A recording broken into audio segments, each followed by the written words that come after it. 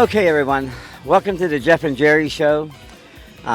This is a special year for the Jeff and Jerry Show. Jerry and I started the Mount Pleasant Glass and Ethnic Festival. We were co-chairman for 35 years. The first year we haven't been together doing this event. But in honor of Jerry, we wanted to do a great festival this year with a lot of good food, a lot of good crafts, a lot of good activities. And I know Jerry would have been proud. As you know, he always did the show with me. But today, Dave and I are going to do it together. But Jerry's in my heart, he's in my spirit, and he'll be with us as we go through the food booths, believe me. That was one of his favorites. So welcome to the Mount Pleasant Glass and Ethnic Festival. Okay, what's a glass festival without glass? So this is Peter O'Rourke. And Peter O'Rourke is well known across the country, and he's busy right now. But he actually made the president's bowl for when they become the president. Every president gets a bowl, and it's created by Peter O'Rourke. You can see he's out of a lot of product. I mean, this is the last day, and people come here to buy. Look at this. This is that white glass that everybody talks about. Being from the area. Okay, again, some of the other glass vendors. So you can take a look at it here. We have bottles, we have stained glass here. Over here, we have some more bottles that are made out of glass. You can see they're decorated. Over here, I want to meet a true glass artist. Okay, this is Dan Sullivan. Now, Dan's been here many years. He's from Original Glassworks, and Dan does torch work. So Dan's going to do a little bit of torch work real quick.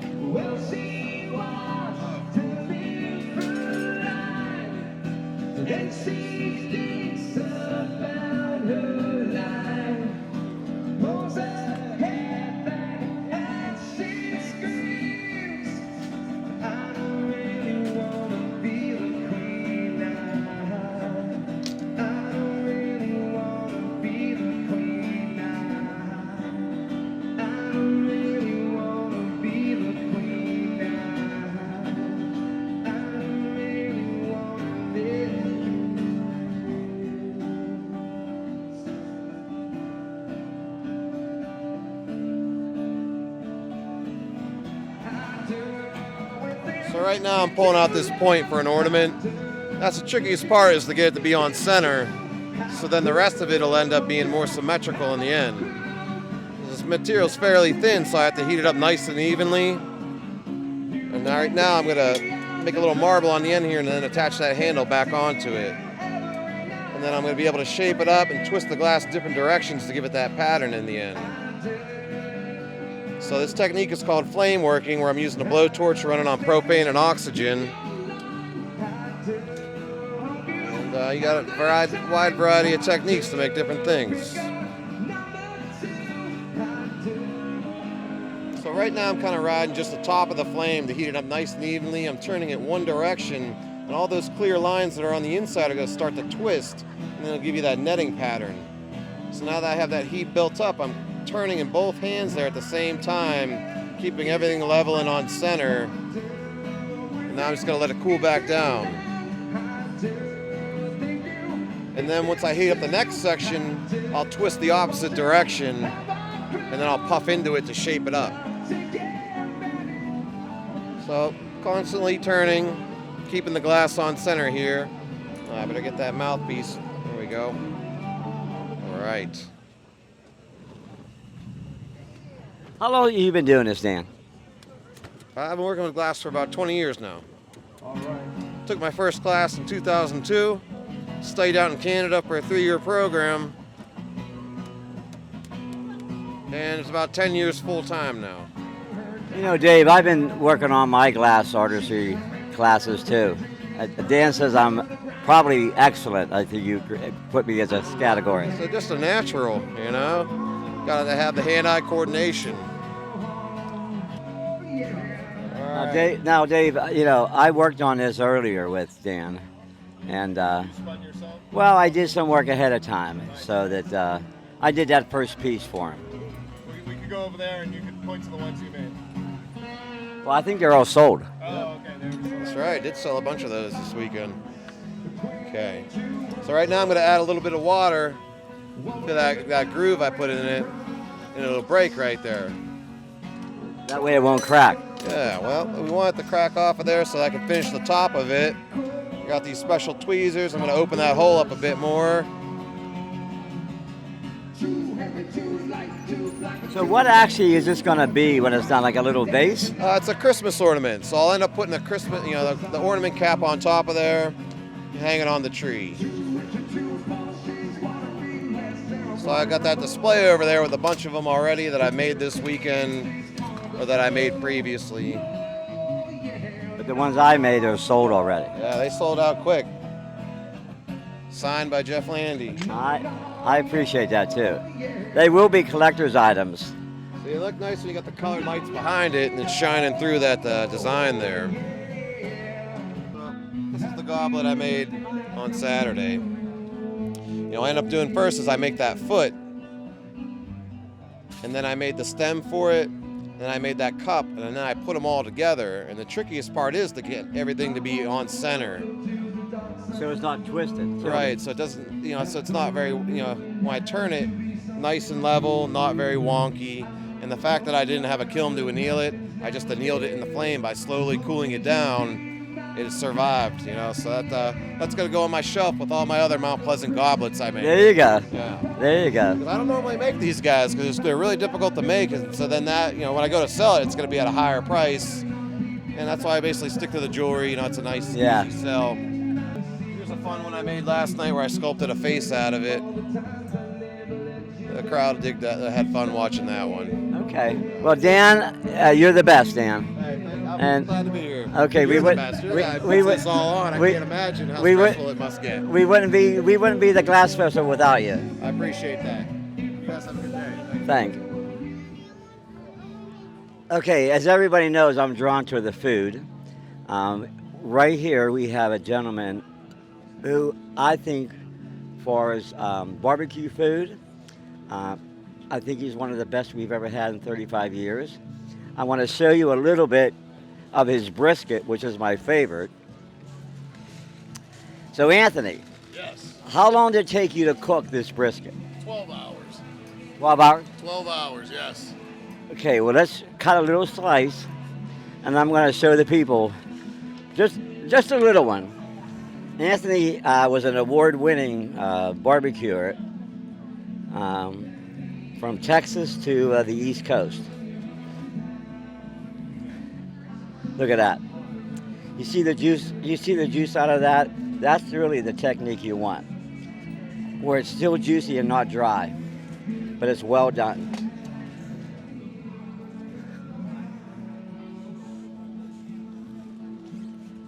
Very tender, very juicy.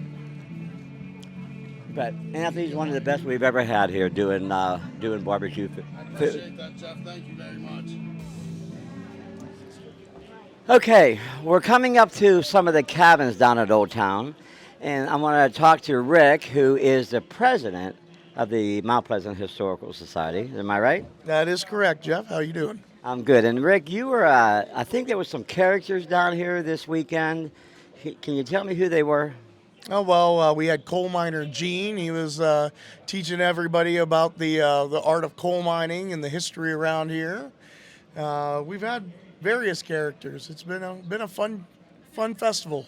And I think people enjoy the history about the 1800s because you don't get a lot of that in school anymore, do you? Unfortunately not, and I think that our schools need to focus more on local history and not so much just the world history, because whenever history can be tangible to you, I think it's more meaningful, so definitely. I want to go over here. We have some checkers, which was big in the 1800s, and these checkers are kind of unique. You can keep playing, but you can look and see that they're made out of branches of wood. Is that correct? Right from our chestnut tree. There you go. So homemade checker pieces. Who's winning? I'm winning. You're winning? I figured you were. Okay, one of the highlights is the cabins. And the cabins are here all year round, and they're by appointment only. But today they're doing some basket raffles to raise money. But these are authentic cabins that were, this one actually was here.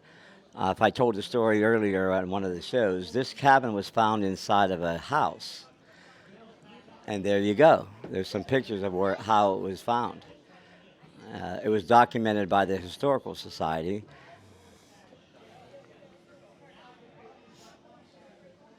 And then the cabin next to us is the one that was moved here from Armstrong.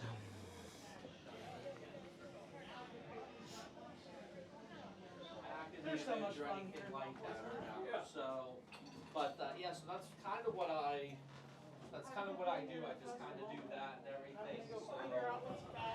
I got an interview scheduled here with our two ponies. Hey, buddy. How you doing? What do you think about being at the festival? Well, he enjoys himself. And this little dog or pony over here, I think they call him Old Doggy. Hey, buddy, come here. Okay, well, he's busy eating. But highlights for kids to pet the ponies and to ride the ponies here. And this is what we have down here at Old Town.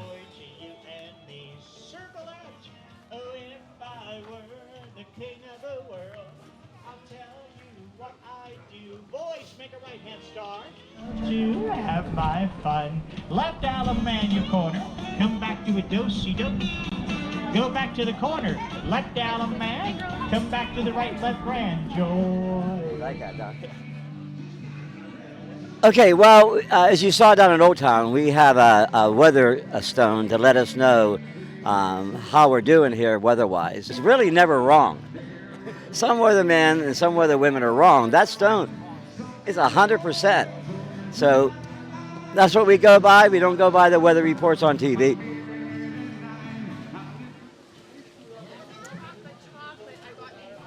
We're going to sample some of the highlights of the food down here, which is the bean soup. So we need a little sample so I can tell everybody how good it is. Okay. You have cider too, right? One of the things we try to do down at Old Town, along with the Historical Society, is keep as much authentic as you can. I mean, we got tons of food up at the festival, but bean soup, ham and bean soup, and some of the other things, cider that they sell, is all part of the theme. So first of all, I want everybody to look. That's authentic bean soup made by these women. And they make, I'm going to find out how much they made. How many gallons of bean soup did you make this year? 100 gallons of bean soup. So 100 gallons. I probably had 90, but I will say that it's been good every time I've had it. So now, as I always do, I sample the soup. Which soup is my favorite?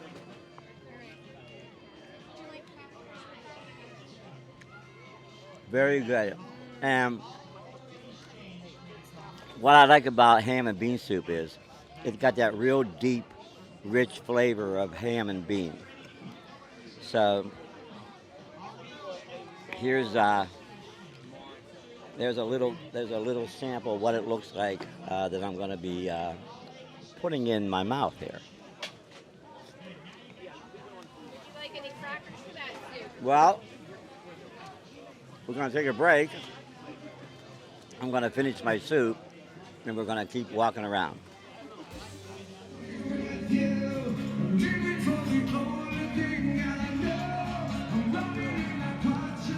One of the highlights of the festival not only is the food, but we have great crafters here and great vendors who make their own product.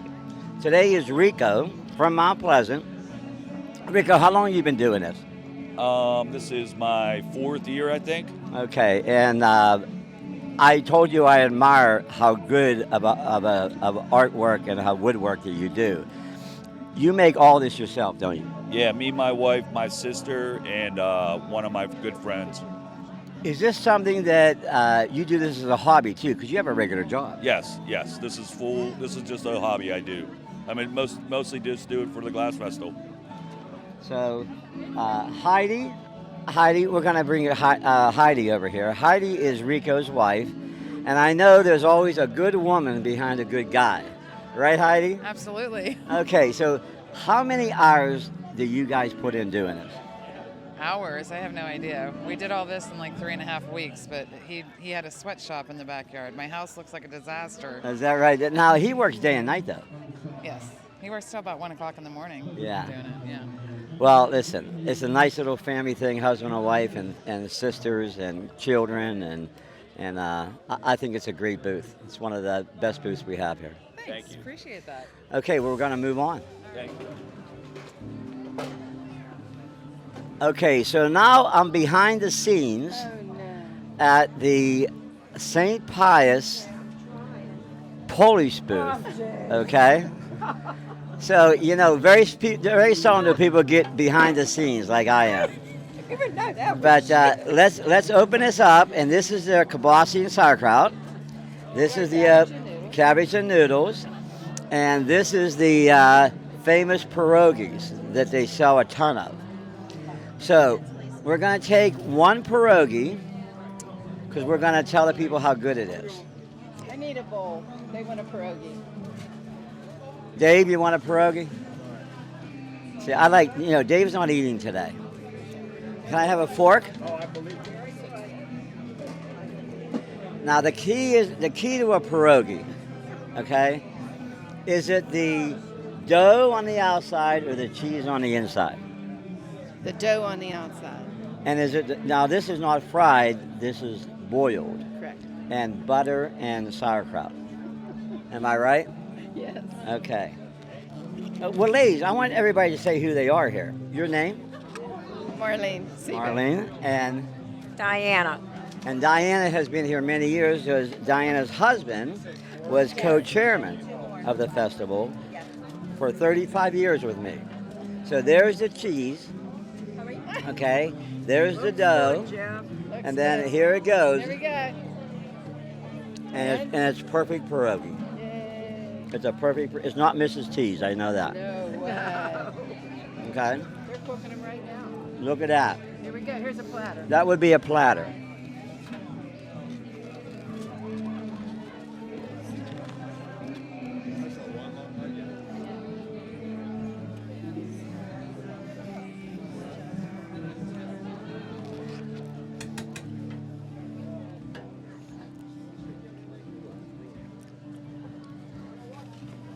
Very good, ladies.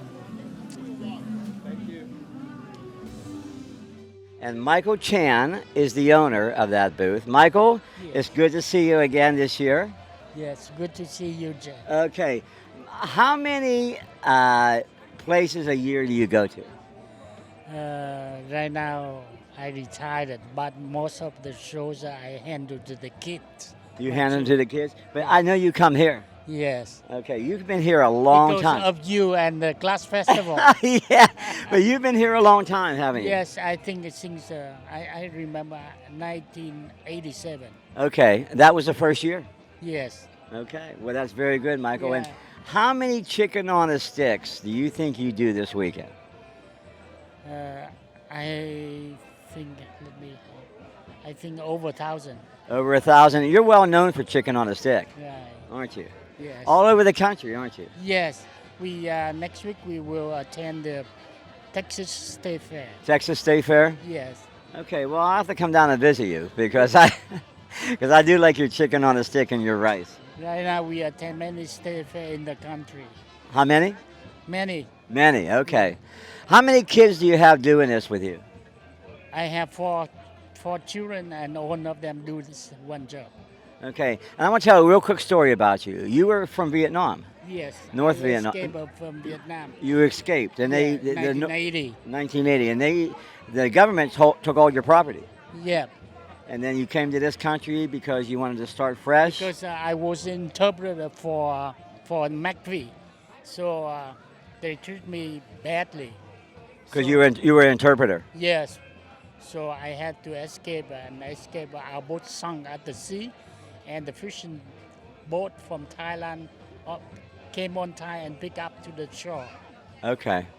Well, listen, that's a great story, and I admire you very much. You're a true gentleman, and I love to see you here, Michael. Thank you. Okay. Thank you.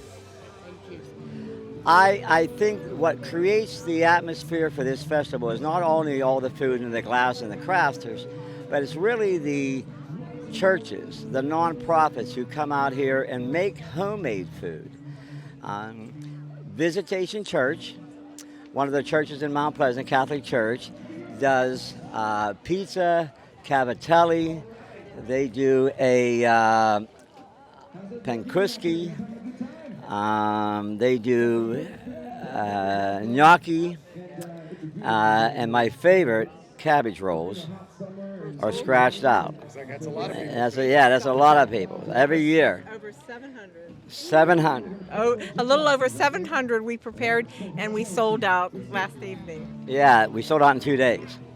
We'll get to do a better job next year. So we're gonna get it. We're gonna get a little cup, and I'm gonna show you what those gnocchis are because it is one of my favorites. Now this is all homemade, Yes, everything is homemade. and you can tell. But I'm gonna hold this, Dave, and I want you to dig in. Yes, sir. Isn't that good, Dave? You don't find out on Bikes and Hikes, do you? No. Okay. Tell Dominic he's missing out on that show. Wow. Homemade. Many wonderful compliments on our food and our. Oh my God! I hear the same thing you hear. Makes you feel good. I hear the same thing you hear. How big of a fundraiser? Not money-wise, but is it a big fundraiser for you here? Yes, it is. It's 3 days and it's very long hours, but it is a very profitable event for the church. So Okay. we're grateful to have the opportunity to be here, and it's wonderful just to see all the people. It is, isn't it? From many areas that come. We had one lady that asked us if we were actually a restaurant yesterday. We said, no, we're a church. Yeah. But she thought we were a restaurant that had a booth here. So. Well, I know why they come here. The food is delicious. As you can see, it's a little crowded right now, part of where the crafters are at. Couple new vendors. Gnomes are very popular this year.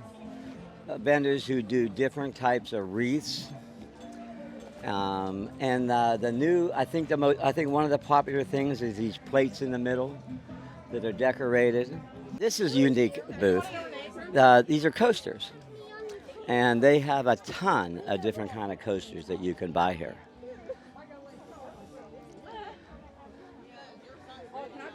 I gotta say, this is one of my favorite, the castle from Disney. One of the unique booths we have is a crafter who handcrafts items from Africa. Very popular, all handmade. Again, another vendor that we've had for many years now. Dave, I saw you walking with one of these earlier. I know this is going to be one of your favorite booths. But these are puppets, unique lighted items. Another booth with wreaths and different styles of that kind of items. Desserts are still popular here. One of my favorite is gobs. As you can see, she has lots of gobs, and she has those peanut butter buckeyes. But I want you to notice the size of these items. Okay, this is not just a gob you eat by yourself, unless you are Dave, the camera guy. Yeah, I was gonna say. Okay, it's not for me to eat by myself. One of the newer vendors we had this year, we always had kettle corn. This year we have this gentleman to do kettle corn out of a trailer. We got wings and fries over here. This lady comes from Canada. And she does bears. She actually puts your name on the bear. Look at that, Dave. You might have to pick that up. Now, I don't know if they have a Jeff.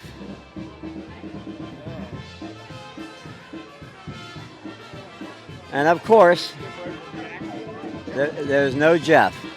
so popular it's sold out. I get it probably sold out. What am I going to say? It probably sold out.